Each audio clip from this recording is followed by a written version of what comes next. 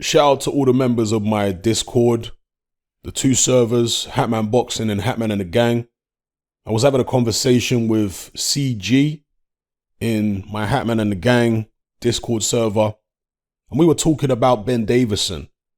He said that he actually rates Ben Davison as the best trainer in the country. And while I am hesitant to give Davison that level of praise, I do think that he is better than a lot of people seem to give him credit for. There's all this stuff about boxer-sized Ben and what have you, and it's funny, but it's not really accurate. Ben Davison has a very good analytical mind. He sees things that a lot of other people don't see. But in terms of how good he is as a trainer and how good he can be, it all comes down to whether he can translate that analytical mind and the observational skills into the best game plans and the best styles for his fighters to achieve success.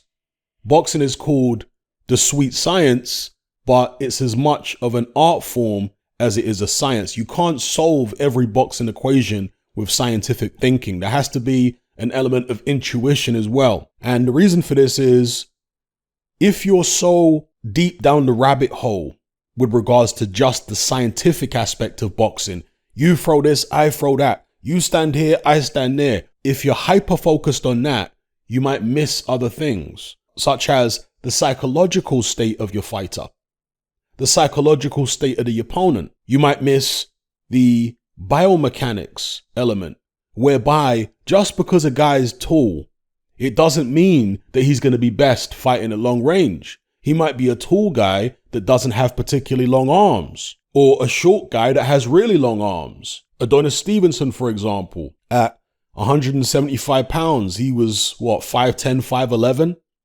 But yet he had a 77-inch reach, crazy long reach. Now, certain trainers might look at somebody like Stevenson and say, okay, you're a short guy at light heavy, so you've got to get in close. And perhaps wouldn't have taught him to box the way that he did box, which was mainly at long range, on the outside, controlling fighters with his jab. Much taller fighters like Tony Bellew, who is 6'3", and Stevenson's only 5'10", 5'11", and Stevenson's controlling him on the outside with a jab. Seems counterintuitive, but if you understand biomechanics and just the physiology of your fighter, when you take these things into account, you have to add all of that stuff into the equation as well. And just like with boxers themselves, a good trainer won't always be able to articulate or verbalize exactly why he thinks you should fight in a particular way, or exactly why he thinks you should adopt a particular strategy against a certain opponent. Sometimes it's intuitive and the equations are being solved in the subconscious mind, and the conscious mind just perceives that as a feeling, as a hunch. No, you should do it this way. You should do it that way. I just have a feeling that he's going to have problems when you do it this way. That kind of thing. And that's how it is for boxers too. If you ask the top fighters to break down what they do in the ring, they probably wouldn't be able to give you such a detailed breakdown as Ben Davison. He'll be able to look at a Mayweather or, any other technical fighter and actually say a lot more about what they're doing from a technical point of view than the fighter themselves. You see, because for the fighter, a lot of it is just very intuitive. They're in the moment and they're seeing things and they're reacting and they know how to react. Some of it is through training, muscle memory, repetition, but a lot of it is circumstance dependent. You might have drilled a particular move in training, but your opponent does something to negate that move. And therefore, you don't want to go straight into that move. You might think, okay, let me hold back. Let me not do it. Or let me adjust it slightly. Mayweather was known for making adjustments, you see, because you can't cover every single base in training when you're fighting at the elite level. There are going to be some things that opponents do in the ring which you didn't train for, which you didn't strategize for. And the greatest fighters are able to adjust when that happens. And this is the artistic element of it. This is the intuitive element of it. And the same goes for trainers. A trainer may not be able to tell you or verbalize exactly why he thinks you should fight in this way or that way, but he just feels it somehow.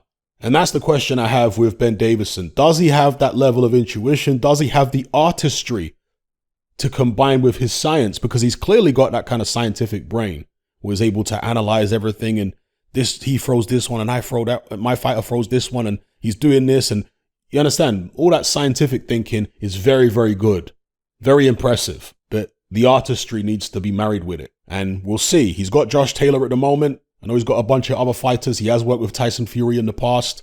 I think he's a good trainer. The jury is out for me in terms of whether he will be a great trainer, because again, I need to see the results.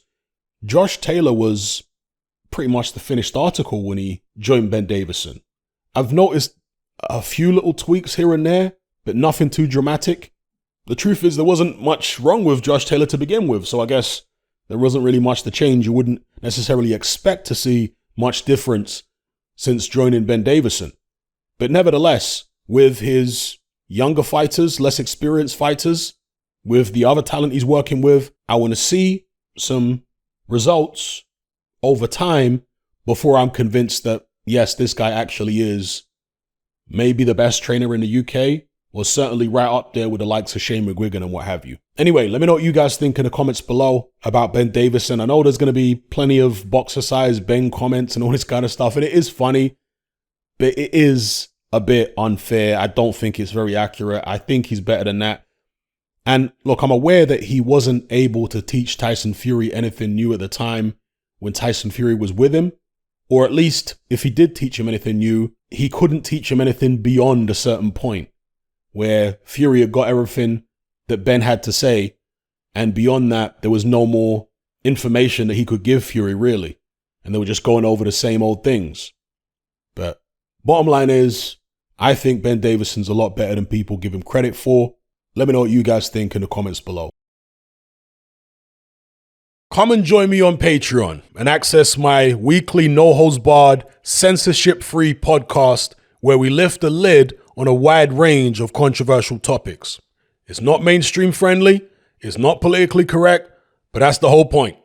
We dare to stand as a beacon of reason against an army of insanity. Just head on over to my Patreon page and select the tier called Hatman Hot Topics. You'll gain access to a minimum of 2 hours of exclusive content every single week, including podcasts, videos, interviews, live stream Q&A sessions, as well as my popular Confessions of a Nightclub Bouncer series. Not to mention a vast back catalog of hundreds of hours of previous episodes. You can listen via the Patreon app with the option to download in high quality MP3. We've also got a Discord server where you can come and chat and hang out with myself and other members. There's no contract, no commitment, and you can cancel at any time. So come and join our community of free and critical thinkers by signing up with me here on Patreon today.